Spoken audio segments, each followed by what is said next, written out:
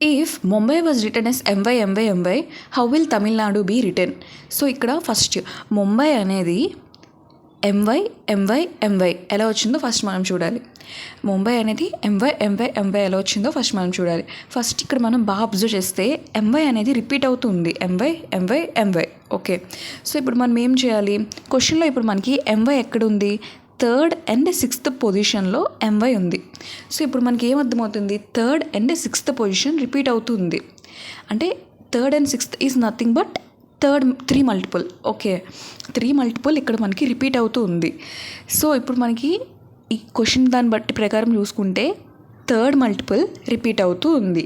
So ఇప్పుడు మనం second తమిళనాడుకి మనం ఏమొస్తుందో చూసి ఆప్షన్స్లో ఉందో లేదో చూద్దాం. మనం చేసిన ప్రాసెస్ కరెక్టో లేదో మనకు తెలుస్తుంది. సో తమిళనాడుని ఇప్పుడు మనం 3 మల్టిపుల్లో నెంబర్స్ చూద్దాం.